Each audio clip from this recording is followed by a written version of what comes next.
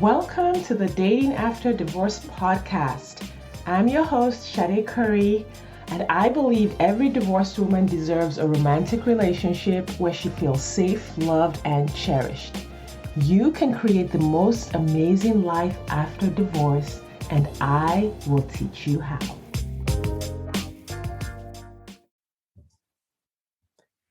Hello, everyone. Welcome back to the Dating After Divorce podcast. I'm Shade Curry, your host, and I have a special guest here today, Cassandra Solano, and she's here to tell us her divorce and remarriage story as well.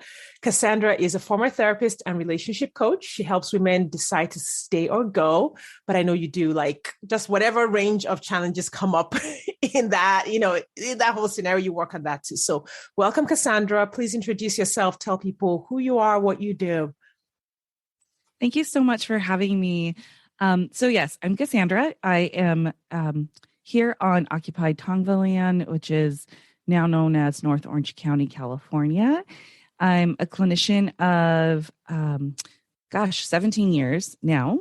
And I've worked in a lot of different settings with a lot of different kind of people over the years, but currently based off partly my own life experience of really struggling with toxic relationships for most of my life, 20 years, and doing a lot of healing and growth, really focus on helping people have conscious, healthy relationships. So yeah, like you said, a lot of people come to work with me feeling really stuck in their relationships or in a cycle of relationships, not sure if they should stay or go. So I have 3 kids and a bonus kid, and I'm in my second marriage with a wonderful person.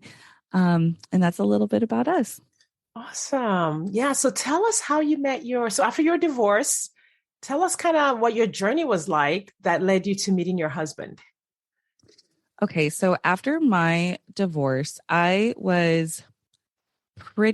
felt pretty ready to jump into dating. I think I had made up my decision that I was going to leave my ex-husband years before I left. And I think I was emotionally already like out of that relationship for a while.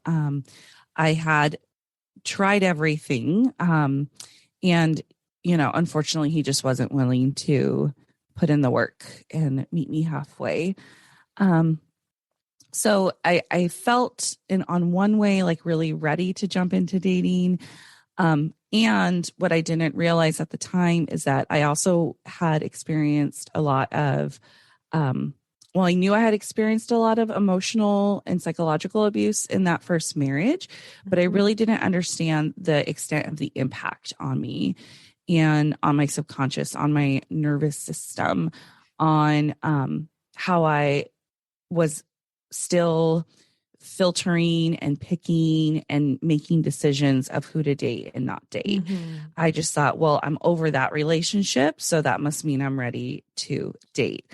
So early on, I just did some casual dating, and then I met somebody who was really nice, and it didn't get too serious, but from what I could see, it seemed like he was really involved with his son and a really hands-on parent, which was very attractive to me because that wasn't something that I really saw with my ex-husband. But he got really busy. He worked full time and he started his MBA. And I have a master's degree and know how busy going to school and working and having a kid is. Yeah. And he said that, oh no, I've got this. I can do work-life balance. And I said, okay. And then within the first month, he got so busy, I hardly saw him. And a friend pointed out to me, you just got out of a marriage where you weren't the priority. Why are you going to get back into another relationship where you're not? Right. So I was like, oh, okay. So I'm really grateful for that feedback because in some way I still hadn't, even though I had gone to therapy and had been getting support leading up to my divorce, there was still more layers of stuff there.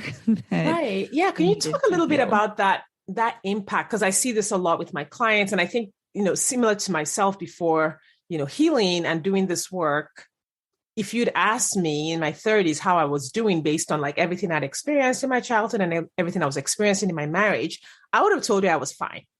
Like the understanding of the impact of psychological abuse or emotional abuse just was not something that I had any idea about. Can you talk about just kind of like how immense the impact can be and how good we are at minimizing it?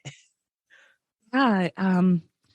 So the first thing that comes to mind is that so much of the dominant parenting paradigm, like in the West, is, and in, I can speak to the United States where I was raised, is very authoritarian.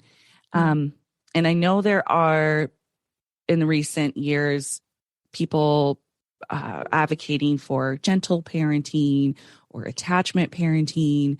There's a lot more awareness around this, but I was raised in the 80s and it was still very do as I say because I said so. Stop crying. I'm going to give you something to cry about if you don't stop crying. Girls aren't allowed to get angry. All these things. So it was the whole paradigm of how so many of us are raised in itself is emotionally impactful, even emotionally traumatic, because it disconnects us so much from our truth and our perception, our feelings, our experience. We are, subjugated in or through fear into obedience and compliance, rather than it being a collaborative parent-child experience or done through gentleness and love. So this is something that I think is overlooked a lot because people can look at their childhoods and say, well, I had a nice home, my parents took us on vacation, and I had piano lessons, so I must have had a great childhood. And just so much, even in how the dominant parenting culture is set up, is really harmful. And it raises the tolerance for neglect. So there's almost like it's this two-pronged thing: what's happening in the parent-child relationship that's harmful, and then what's not happening, right? What you're missing. So if your parents did not make you as a child a priority, then it's easy to tolerate not being the priority with your partner. You don't even notice that it's happening because you're so accustomed to it. 100%. And that's exactly what happened in that brief dating relationship I had, with, I call him nice dad, is that, when he started to see me less and less, I just was like, well, I have to understand. And he's a busy person and he's trying to better his life. And, maybe if we had been together for a while and there was already that commitment and that, on both ends, right? That like, this is an investment and a sacrifice we're both making for like our future for the long term. But I had only been seeing this person a month when he started his graduate program. And, that commitment and that, okay, we're both going to make this sacrifice, like for some future together. It just wasn't there because the relationship was too new, Yeah. And it's interesting that, someone quote unquote dating you would ask that of a new relationship.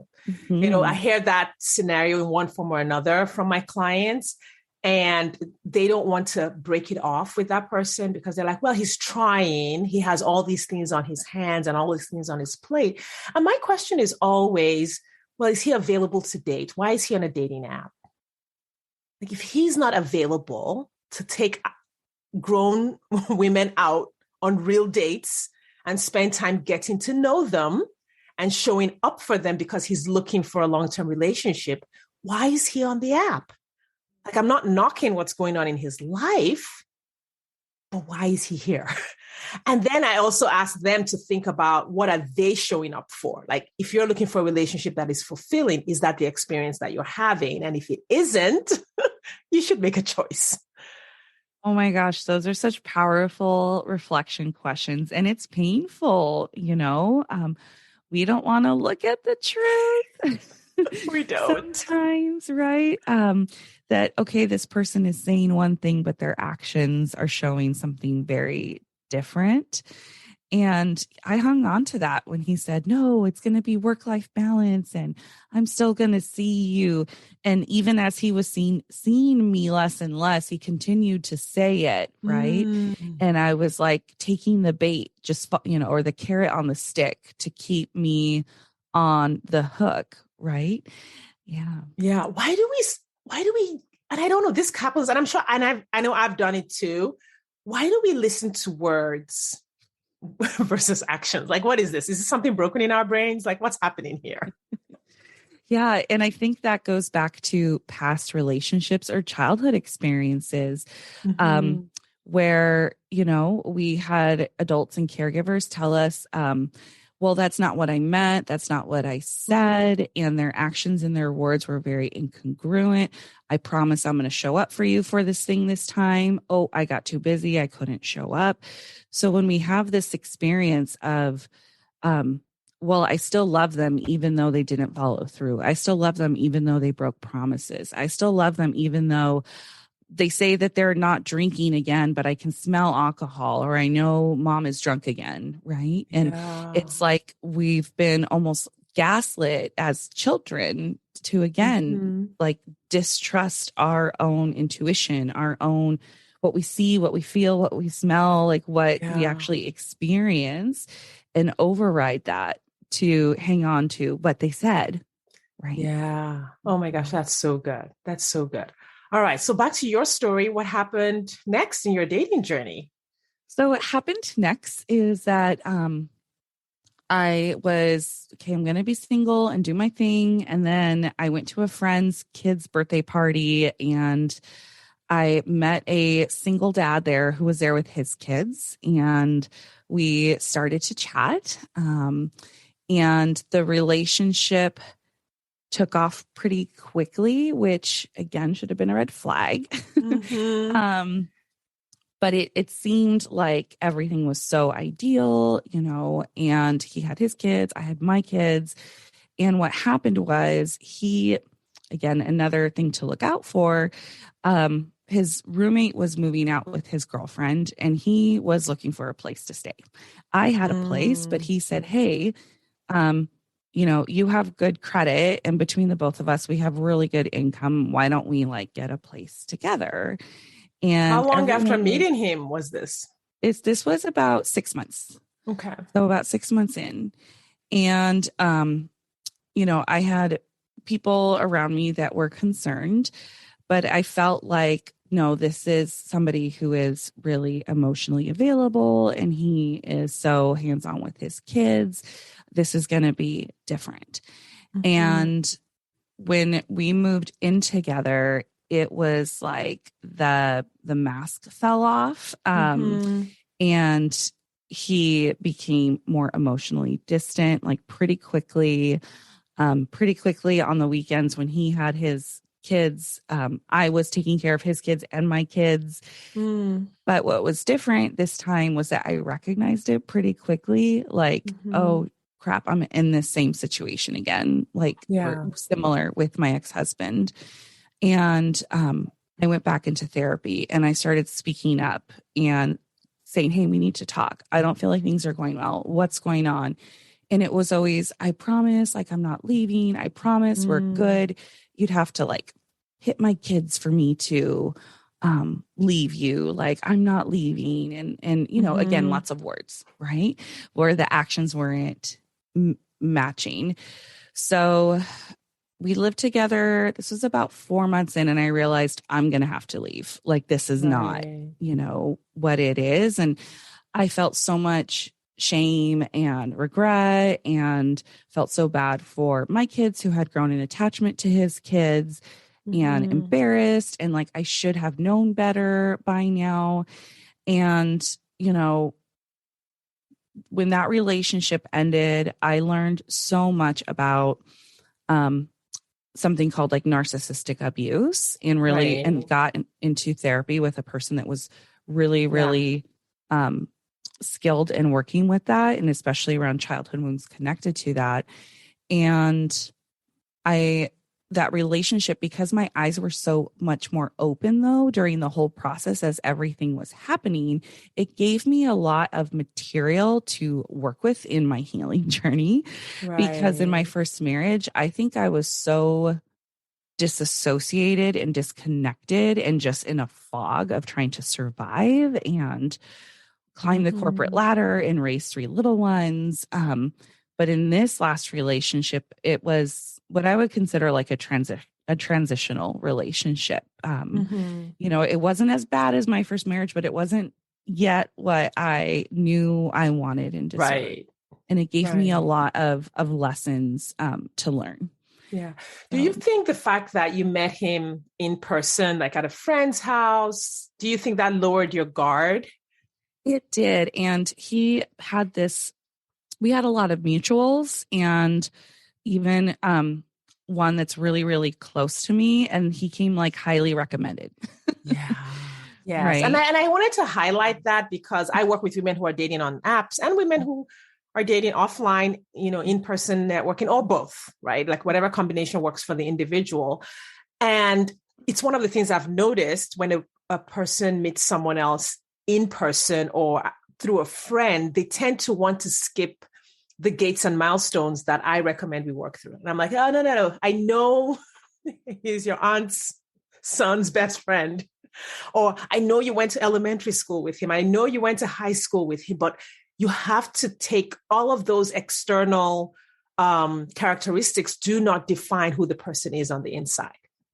That's brilliant. Yeah. Yes. They're Yeah. narcissists I can really everywhere. see where like I didn't do the filtering, and that I was doing with people I was meeting online there. Yeah. Absolutely. Yeah. Yeah. So how did you come out of that healing stage? So like you were like, okay, I see it now. I'm working on the things. When you were kind of done and moving through that healing process, what was different about you?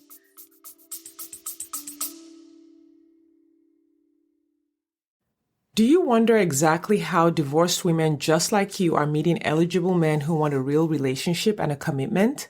They're doing it by dating with their core values. Your core values are the GPS that lead you to the partner you've been looking for. When you use your core values on dating apps, text messages, and at social events, you will easily connect with your true match partner without chasing, settling, or wasting time with non-committal men. I have taught exactly how to do this in the 2-hour Core Values Dating Blueprint course available on my website, shadecurry.com/dating. That's SADECURRY.com/dating. You will learn exactly how to identify your core values and use them on your dating profile, how to ask the right questions via text, and how to tell the right stories on dates so that you attract the right people and repel those who aren't right for you. If you're ready to meet your true match, hop over to shadecurry.com/dating or click the link in the show notes. Now back to the episode.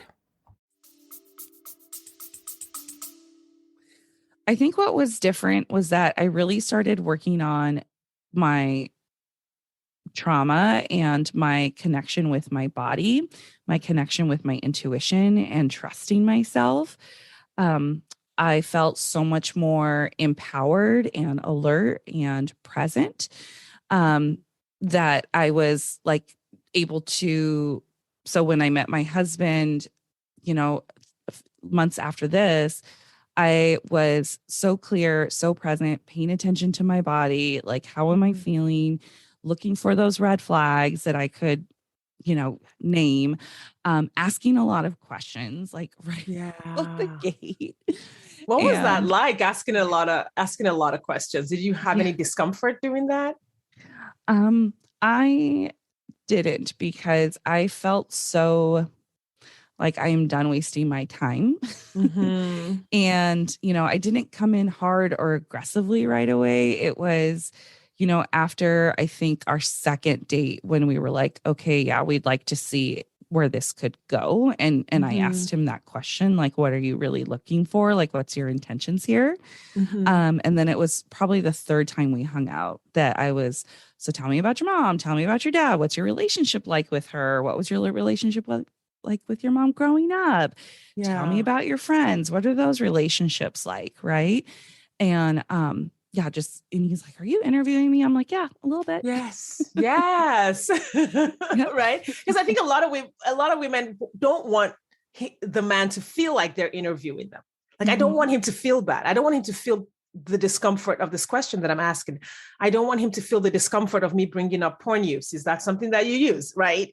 And so we're so busy trying to make the man comfortable that we create so much discomfort for ourselves in our own lives, where there are questions that are unanswered, Mhm. where there are red flags that we miss because we don't want him to feel uncomfortable. Absolutely. And that's something to look at, right? Is if there's something that I'm afraid to bring up to somebody that Mm-hmm. I'm dating or even in a relationship with, um, why? Why am I so uncomfortable to bring it up? What am I worried Yeah. will happen? And if they're going to get upset about it or break up with me over it, is that really a safe person or a person Right. that, I should be giving my time to at the end Yeah. of the day? 100%. 100%. All right. So now we want to hear the good, the exciting part of the story. How did you meet your husband? So we actually met through like mutuals as Mm-hmm. well. I kind of moved back into the area that I originally was from, and we started to cross paths again. And um, it was just friendly chit chat the first couple times we saw each other. And then he would always see me in gym clothes. I was going to the gym a lot at the time. And just as a friendly thing, he's like, "Oh, want to work out together?" I said, "Sure." And so we went to the gym and Oh wait, we're I'm just I'm chatting. just I'm Uh-huh. just giggling at the thought that you were like, oh, it's just a friendly thing. Yeah. I was like, okay, I'm whatever. very suspicious of this friendliness. Yeah. I mean, I thought he was handsome, but I wasn't like thinking, okay, I'm ready for anything right now or looking for Yeah. anything, right? I was like just totally having my little glow up, getting in shape, Mm-hmm. focusing on me, got me and my kids a cute little house to rent, and was Yeah. like kind of resetting everything. Um, yeah, so we went to the gym. I kicked his butt there, and then he officially asked me on like a date. Yeah. After that, yeah. Yeah, So, that's um, so, I mean, that's mhm, like he asked. mhm. He came in your orbit and was like, "Hey, can I come to the gym? Can we hang out? And can I take you out?" Yeah, and I really wanted to feel like I was being pursued and Mm-hmm. somebody was putting in the effort to come for me. Like I am the prize, right? Yes. Yes. Yeah, yeah. Yeah. And so he did that. And then we started dating and seeing each other when my kids were at their dad's house, or he'd even go out of his way in the evening after I would put my kids to bed, and he'd come by and we'd sit and talk on my front porch and Mm-hmm. even though it was late at night, just to connect. And I always felt like he um, made me the priority, and I was the priority um, always. And he worked with his ex girlfriend, which, when she found out he had moved on, she caused a little bit of drama at work for him, which was Mm-hmm. unfortunate. So, yeah, don't date where you work. Or But do, yeah, who knows? I Plenty of know. people meet their spouses at work. It's like whatever That's true. happens, you can That's handle true. it. It's like, yeah. Yeah, just handle it like if you know it's not going to work out, right? Like have a plan. And she was not the most emotionally mature person. So I'll say that Mm-hmm. too. Yeah. People like that. It Um doesn't matter where you are. Like, yeah. they're gonna do Yeah, something. that's true. So she besides that, like I mean, I always felt like wanted and Mm-hmm. prioritized and listened to. What's the Yeah. difference between being pursued, being wanted, being prioritized, and being love bombed? Especially because Mhm. I know you talked about the narcissistic relationship. Mhm. Sometimes it can be, I don't think it's hard to tell the difference, but a person who hasn't gone through that healing process can find it hard to tell the difference. Yeah. So when I think of love bombing, there's a couple of things. One is like this unearned um like regard or feelings of love. So it's like, oh, we just met, but I've never felt like, I feel with you with anybody before. And it's like our first date, or it's like our second date. Like, I think I'm in love with you, or I can see myself marrying you one day. Right. These kinds of like big statements of like emotions or big promises when there's not even really like the time and the experience has been put in. So it's just like very fast, right? Kind of. And we can definitely feel those ways or have those thoughts. I mean, I definitely wasn't dating anybody that I couldn't see myself like spending a long time with, right? I wasn't dating just to date, but to kind of make these professions of love. That's something to be mindful for. And again, where they are pushing the relationship to move faster than maybe you want to or are ready to. So, like with the relationship before my husband, I wasn't thinking we were going to move in together anytime soon, but he needed a place to live. And he was like pushing me, like, let's get a place together. And even though I felt uncomfortable about it, this part of me felt like, well, I needed to rescue him or to save him from his problem. And so I'm going to put aside what I'm comfortable with or my timeline or my boundaries to like, go along with what he's pushing me to feel like I need to do. Or want to do. Yeah. So with your current husband, it sounds like being pursued looked like him making efforts. He just continued. He wasn't pushing you. He wasn't, putting pressure on you, but he just kept making efforts to see you, kept making efforts to have conversations and, moving the relationship forward. Yes. Yeah. He, me being the one with 3 kids and he has a kiddo, but she spends most of her time with her mom in another state. And then we get her on holidays and summertime. Okay. Me being the one with 3 kids, he really let me set the tone and the speed for everything. And because of my healing, I learned how to slow down and to trust that if this is the one for me, like he's going to be okay with me taking the time I need to take to really feel safe and to really feel sure before bringing him into my kid's life or us moving in together, anything like that. Yeah, that's amazing. So now you've been married 4 years. What has that been like? It has been the best experience of my life. Like this relationship is like everything I hoped and dreamed for, and like why I blew up my life when I left my first marriage. Because I hoped that I could have something like this, and it just made all of that so worth it. And, it hasn't been all like strawberries and orgasms, as they say. There have definitely been a lot of really hard conversations, especially in the first, I would say, year and a half together.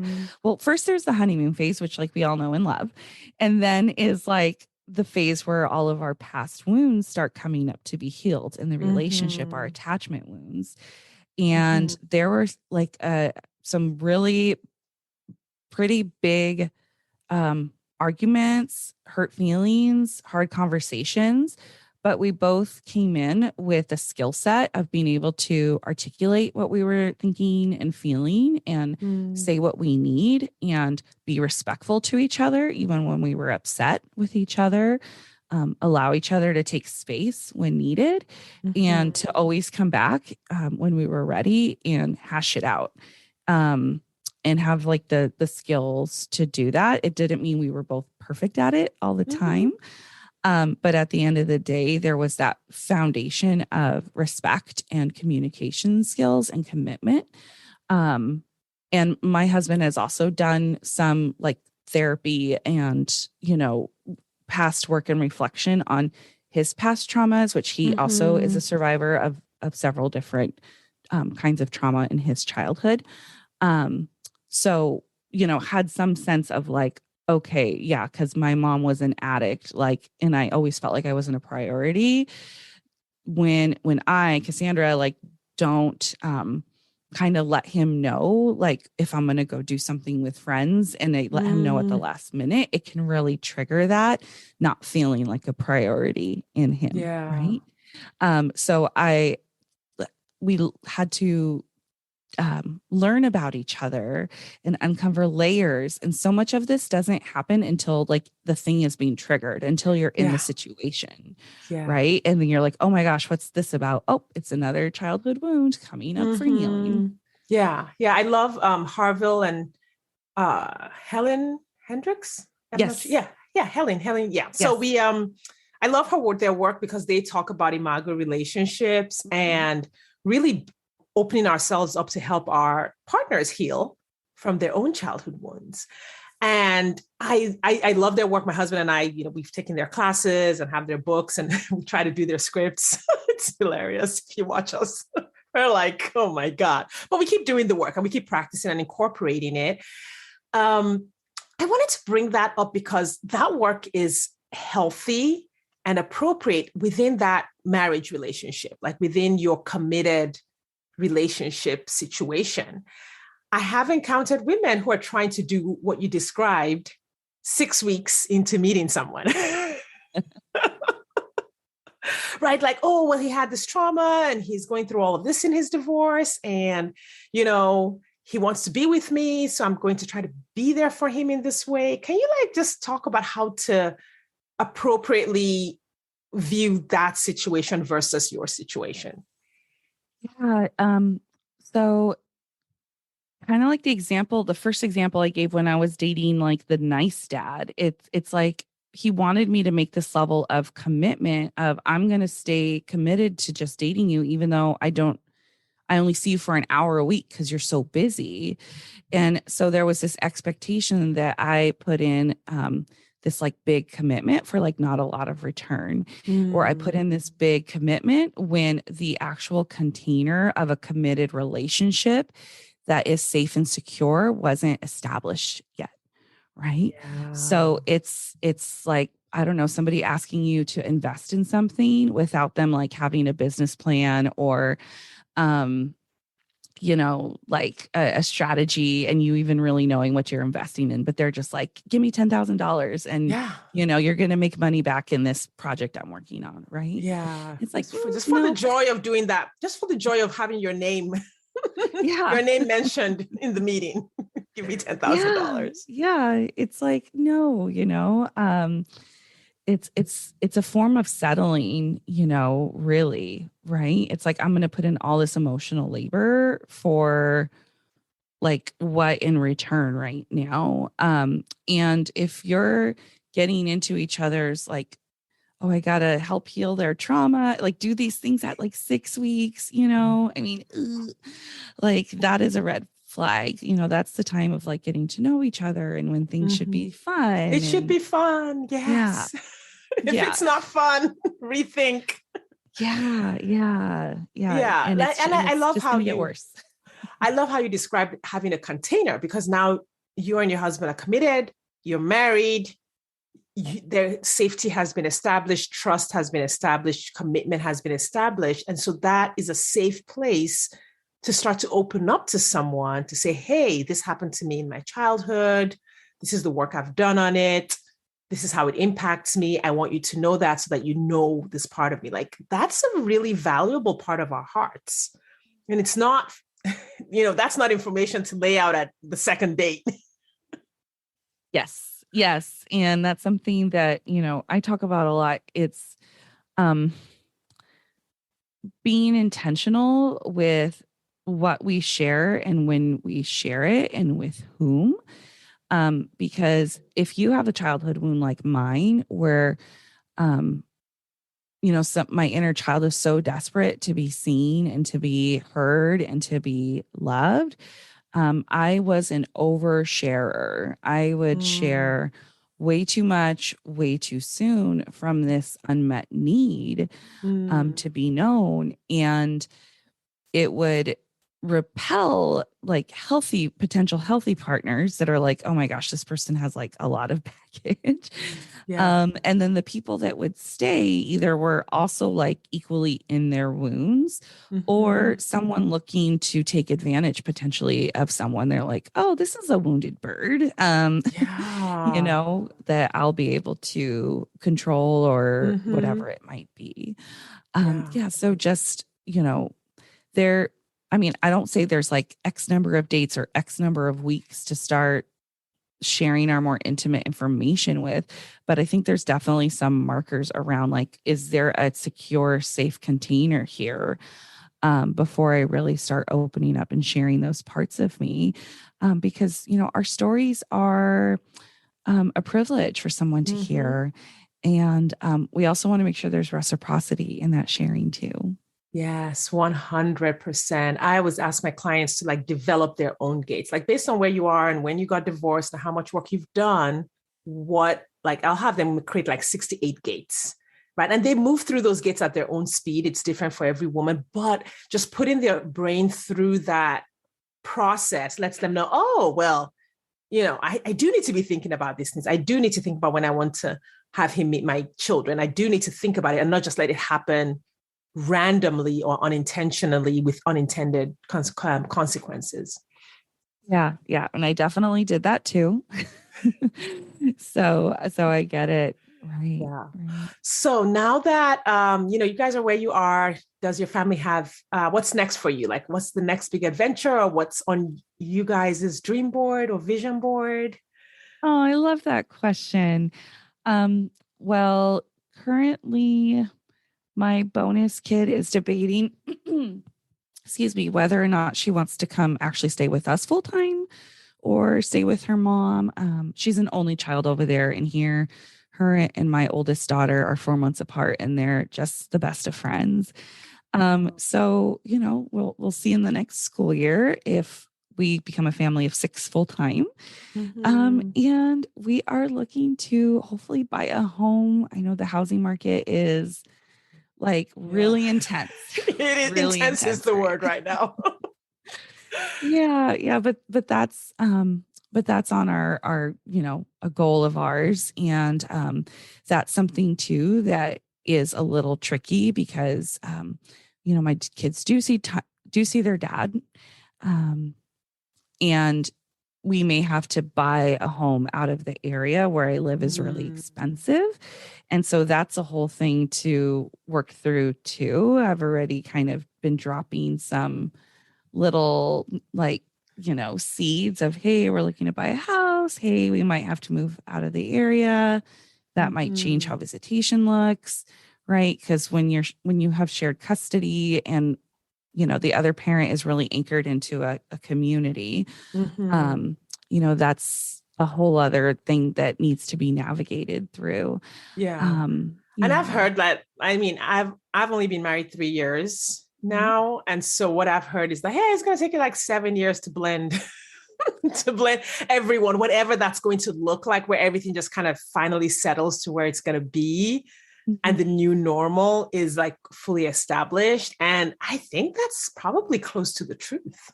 Yeah. Yeah. And it also there's such little like writing out there actually about there is some about step parenting or blended families. And a lot of it, and again, there's nothing wrong with this, but from what I found is very like written by pastors or like very Mm, Christian. But there's not a lot I've seen out there published that's really like a research, and yeah. around blended families and step parenting and best practices for step parenting. It's really interesting that there's such a lack of information on that. Um, Yeah, that is interesting because I mean, what a hotbed for like attachment challenges, right? yeah. You have this traumatic thing that happened, like divorces happen potentially on both sides, and all of Mhm. those ones, not counting the childhood stuff. And then you bring Mhm. all these people together, adults and children. We Yeah. need to like have some kind of plan. Like, yeah, so Yeah, true. there's so many layers there. And from what I've read, it also kind of depends on how old like the kids are when the families come together too. That also is going to change a lot of the approach in step parenting and how things blend together or don't, if they're younger versus if they're already teens.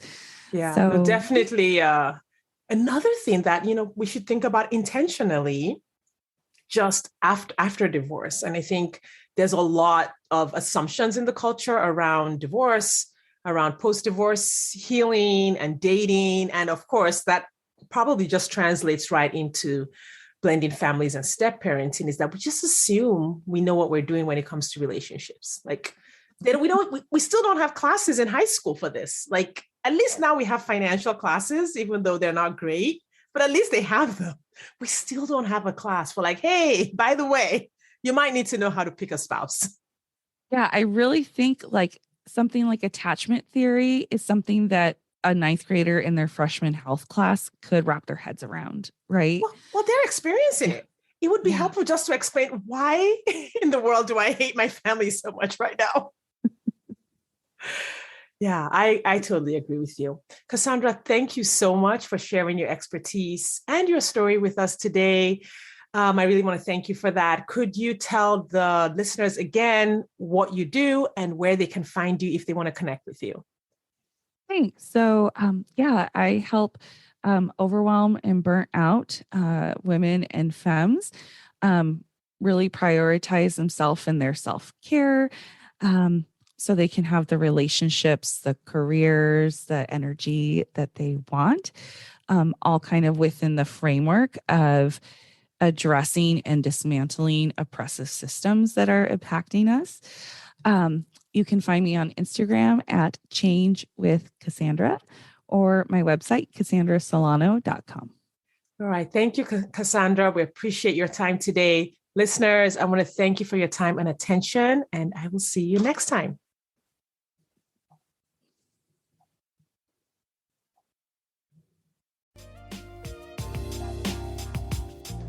Thanks for listening today. If you are ready to get married after divorce, I want to invite you to download my free 8-video training specifically designed to help divorced women date with ease and get married again. Head over to shadecurry.com to get started. That's SADECURRY.com. I'll see you inside.